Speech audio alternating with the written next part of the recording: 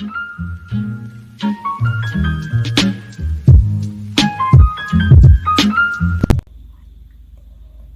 kids, welcome to Living Water Stream. And today we will... Ooh, a message. Wonder who it is. Come on, Larry. Alright. Hey, Alice. Yes, Bob? Please open the new message. Opening new message. Boy, is technology so useful these days. Sure is. It kind of makes me feel lazy sometimes. Look, there it is. Oh, it looks like a Bible verse. What does it say, Bob? From the book of Matthew, chapter 5, verses 13 and 14.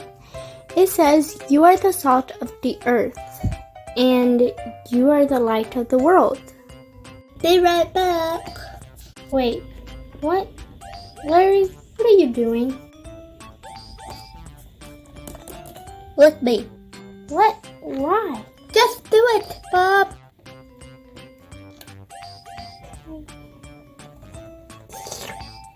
How do I taste? Like Larry? I need to put more salt. Larry, why are you pouring salt on you? How am I supposed to be the salt of the world and I know it tastes salty? Oh, no, Larry, that's not what Jesus meant. What? Here, taste these eggs.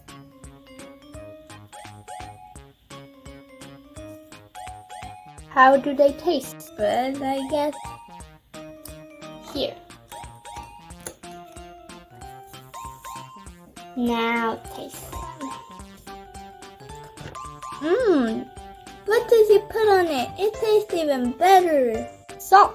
No, you're joking. Come on, Bob. Spill the beans. What's your secret? No, seriously, it's no secret. I just added salt. Wow, that's crazy. Now, what does this have to do with the Bible verse? Well, pretend the eggs is the world, and like Jesus said, we are the salt. So, are we supposed to make the world taste better? Well, kind of. Here, let's read the passage the verse is from. I've never tasted earth before. It must have tasted really bad if Jesus really wants us to be the salt. No, Larry. Some Bible verses are tricky, and reading the verses that come before and after it can help us understand it better. Hey, Alice, can you open the Bible from when Jesus was talking about us being the salt and the light of the world, please? Pulling up the book of Matthew, chapter 5, verses 13 to 16 from the Bible app. See, it says, "You are the salt of the earth, but suppose the salt loses its saltiness. How can it be made salty again? It is no longer good for anything. It will be thrown out. People will walk all over it. You are the light of the world. A town built on a hill can't be hidden. Also, people do not light a lamp and put it under a bowl. Instead, they put it on its stand. Then it gives light to everyone in the house. In the same way, let your light shine so others can see it. Then they will see the good things you do, and they will bring glory to your Father who is in heaven." May I suggest some background info for this verse? Yes, please, Alice. Here, Jesus was giving the Sermon on the Mount, and he was teaching people how to live godly lives. You see, sometimes Jesus would use stories or things we see, hear, and use in our everyday lives to explain to people things he wanted them to know. Here he is using an example.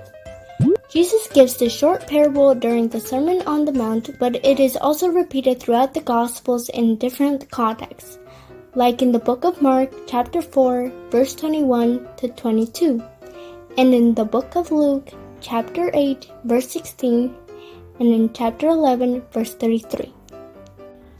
So, should I turn to a pillar of salt like Lot's wife? No, Larry. Salt can change things from bad to good and make a tremendous difference. Like how the salt made the plain old eggs taste really good? Yes, Jesus is saying that as Christians, we want to have an impact on other people, flavoring them, saving them, and changing the world. Salt used to be used as currency, valued like gold for all of its uses. It can also be a preservative. Salt kept things fresh before refrigeration came around. It can alter chemistry in cooking and even keep roads from freezing. But we normally appreciate it most in modern times for its flavor. Ooh, interesting. The same way back in the day they used salt as preservatives for their foods, we can do the same thing. We can make sure that the world is being a good and better place each and every single day. Then what does Jesus mean by being the light of the world? Do I have to put some bioluminescent algae on me too? No, Larry. What does it mean? Many people in this world do not know about God. Jesus said that it is like they are in a very dark place. They need someone to give them some light so that they can see.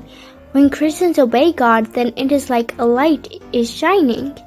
People see Christians doing good things and it makes them want to follow God.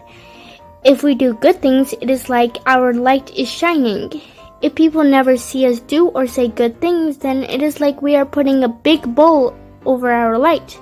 No one can see a light under a bowl. Sometimes we get embarrassed or shamed and we don't want people to know that we are Christians. Has that ever happened to you? If we are ashamed to do good things, then it is like putting our light under a bowl. How can I try to be the salt and the light of the world? Well, the best example I can give you is Jesus. He always tried to do the right thing by obeying God and sharing about Him to everyone he saw, and he was always kind to everyone even when others thought it was weird or bad. For example, he accepted people who others wouldn't really accept. So, do you mean like when the world is being the darkness, others may be doing things wrong, like sinning, we can be the light by doing the right thing? Yes, and we can be like salt by being kind to others, encouraging others when they are sad, and praying for them. We can also shine God's light into the world by telling others a lot about Jesus, reading our Bible, or inviting others to church. Awesome! Now, how do I get all this salt off of me? Well, we can start by taking a good shower. Oh, okay. You know, Bob, we really cracked the meaning of the verse open real good. Yes, Larry, yes we did. You know, we could be detectives. Detectives? Bible detectives. Bible detectives. Larry, let's get yourself cleaned up.